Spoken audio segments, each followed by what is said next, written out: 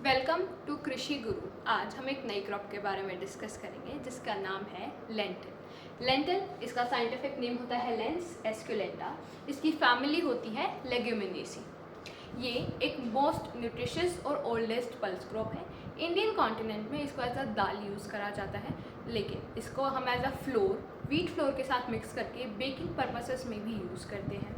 इसके जो सीड्स होते हैं वो लेंस शेप्ड के होते हैं और डीप ऑरेंज रेड या ऑरेंजिश येलो कलर के होते हैं। ये एक लेग्यूमिनस क्रॉप है, तो सॉइल के अंदर बायोलॉजिकल नाइट्रोजन फिक्सेशन कराती है, उसकी फर्टिलिटी को इंक्रीज करती है। As a green manure crop भी हम इसको यूज़ कर सकते हैं। साथ ही ये एक बहुत ही इम्पॉर्टेंट लाइफ स्टॉक फीड की तरह भी यूज़ करी जाती है।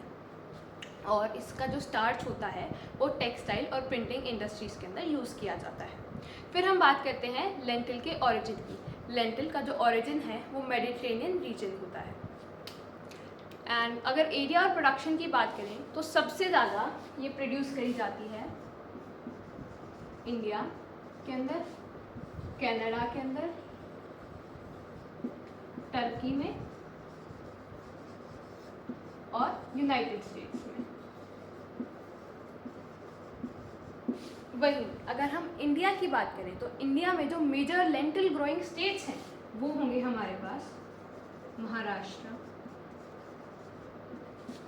उत्तर प्रदेश,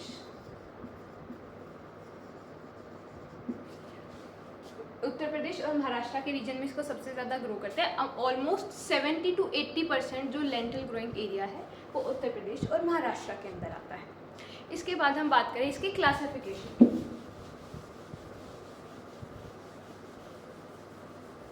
क्लासिफिकेशन की बात करें तो जो लेंस जीनस होता है उसके अंदर दो स्पीशीज होती हैं। कौन कौन सी? एक होती है लेंस एस्कुलेंटा और दूसरी होती है लेंस क्यूलिनारिस। एक होती है हमारे पास लेंस एस्कुलेंटा और दूसरी होती है लेंस क्यूलिनारिस। ये दोनों ही लेंस जीनस की कल्टीवेबल स्पीशीज हैं। अब जो लेंस एस्कुलेंटा है इसकी फर्दर दो सब स्पीशीज एग्जिस्ट करती हैं। एक है लेंस एस्कुलेंटा माइक्रोस्पर्मा और दूसरी होती है लेंस एस्कुलेंटा मैक्रोस्पर्मा। अगर हम इनके बारे में डिस्कस करें तो माइक्रोस्पर्मा जो होता है वो स्मॉल सीडेड लेंटिल होती है। इसके अंदर क्या होगा, जो सीड का डायमीटर रहेगा वो 2 से 6 mm के बीच में रहेगा और जो पोड होता है वो स्मॉल होता है पर कॉम्प्लेक्स होता है। और इसको हम ग्रो करते हैं इंडिया और अफ्रीकन रीजन्स के अंदर। फिर बात करते हैं हम मैक्रोस्पर्मा के बारे में।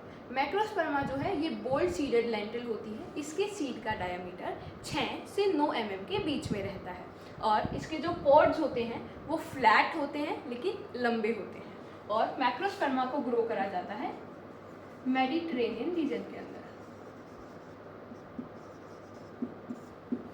ये है लेंस जीनस की क्लासिफिकेशन। अब हम डिस्कस करेंगे लेंटिल की सॉइल और क्लाइमेटिक रिक्वायरमेंट्स के बारे में।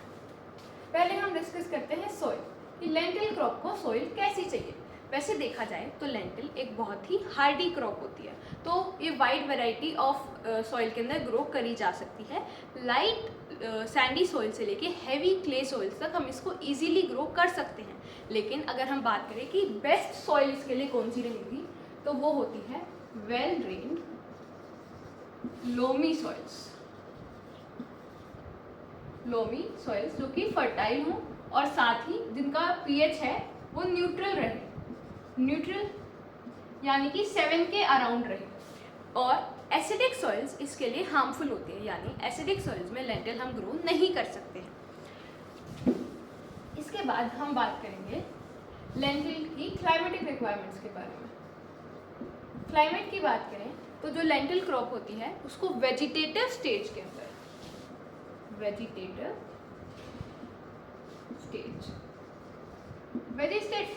स्टेज के अंदर लेंटिल को कूल क्लाइमेटिक रिक्वायरमेंट्स की ज़रूरत होती है, मतलब थोड़ा कूलर एनवायरनमेंट चाहिए। जबकि मैच्योरिटी की बात आए तो मैच्योरिटी के ऊपर लेंटिल को वार्मर क्लाइमेट चाहिए, स्लाइटली वार्मर। और अगर ऑप्टिमम रेंज ऑफ क्लाइमेट की बात करें तो वो होता है 18 to 30 डिग्री सेल्सियस। ये एक बहुत ही हार्डी क्रॉप है, तो ये सीवियर फ्रोस्ट विंटर्स को इजीली टॉलरेट कर सकती है और ये अनअफेक्टेड रहती है विद द रेनफॉल्स। चाहे रेनफॉल फ्लावरिंग पे आ जाए चाहे फ्रूटिंग पे आ जाए, ज़्यादा इफेक्ट नहीं पड़ता है। इसके बाद हम डिस्कस करेंगे लैंड प्रिपरेशन के बारे में।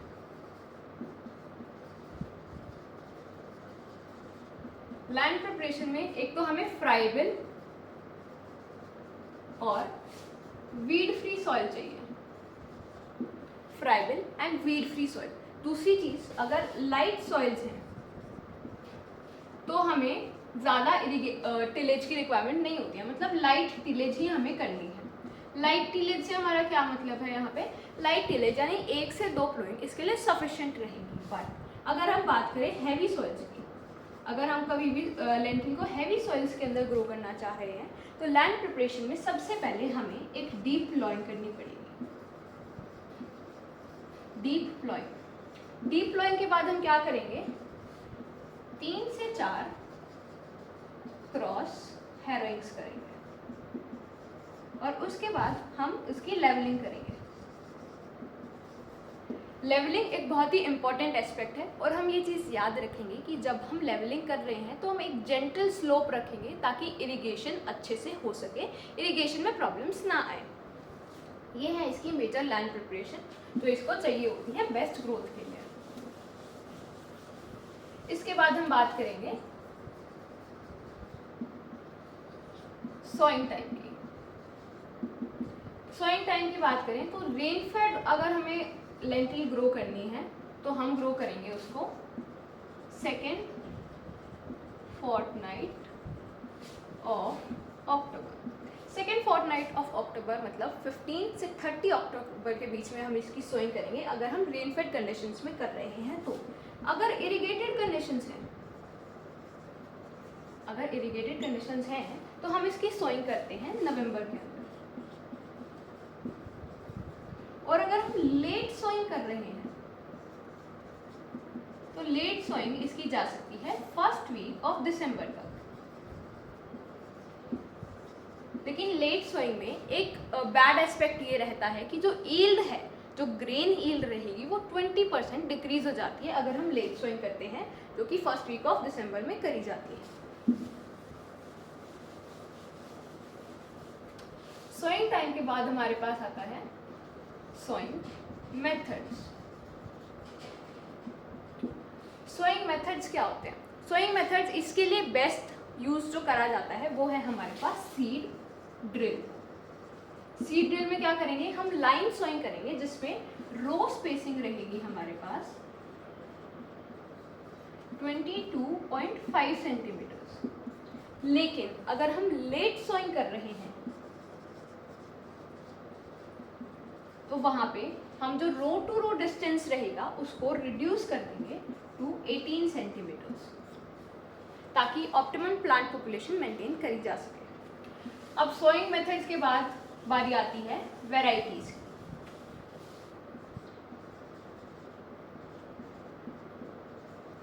वेराइटीज में मेनली हम हरियाणा की ग्रोइंग वेराइटीज के बारे में ही बात करेंगे। 2 चीज़ देखी जाएगी, एक होती है बोल्ड सीडेड वेराइटीज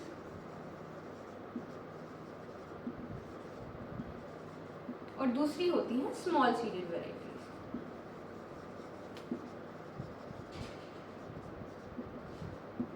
हरियाणा के अंदर जो mainly bold seeded variety grow करी जाती है वो है हमारे पास पूसा 1 और जो स्मॉल सीडेड वेराइटी हरियाणा के अंदर ग्रो करी जाती है वो है पूसा 6। साथ ही अगर हम रेजिस्टेंट वेराइटीज़ की बात करें तो जो विल्ट रेजिस्टेंट वेराइटीज़ हैं, विल्ट रेजिस्टेंट वेराइटीज़ वो है हमारे पास एक तो शिवालिक और दूसरी है सपना। एंड अगर हम बात करें कि रस्ट रेजिस्टेंट कौन सी वेराइटीज़ है, क्योंकि रस्ट और विल्ट ये बहुत मेजर डैमेज कॉज करती है लेंटिल क्रॉप के अंदर, तो इसकी रेजिस्टेंट वेराइटीज़ रस्ट की रहेगी हमारे पास पंत L4। ये है हमारे पास मेजर वेराइटीज ऑफ लेंटिल।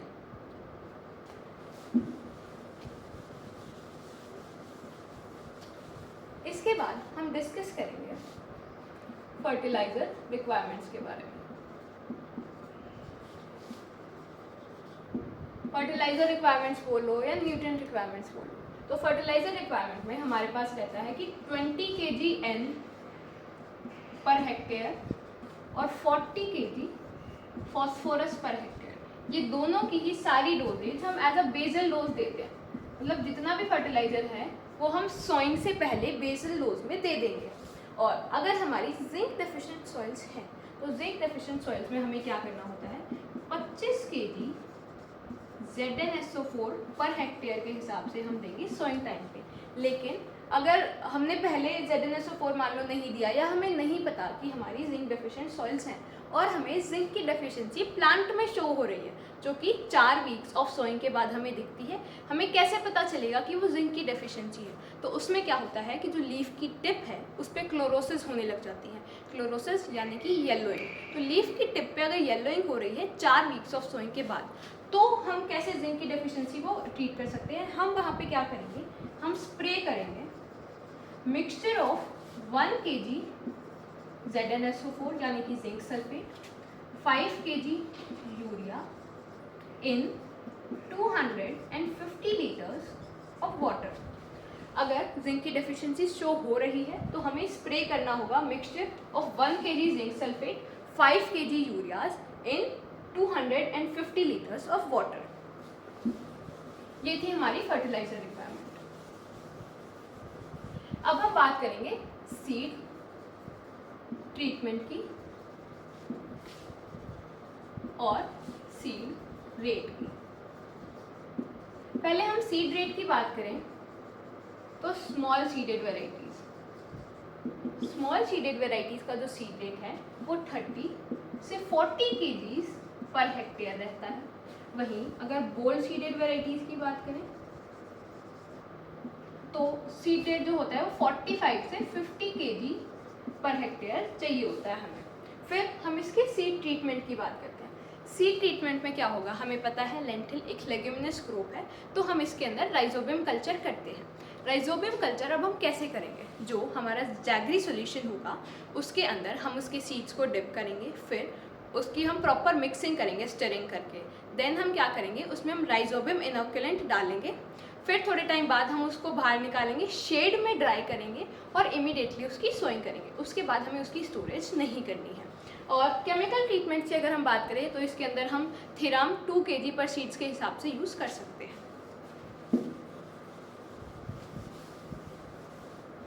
बाकी जो हमारी डिजीज़ मैनेजमेंट है, पेस्ट मैनेजमेंट है और वीडिसाइड मैनेजमेंट है और वीड्स मैनेजमेंट है, वो हम नेक्स्ट पार्ट में डिस्कस करेंगे। Thank you.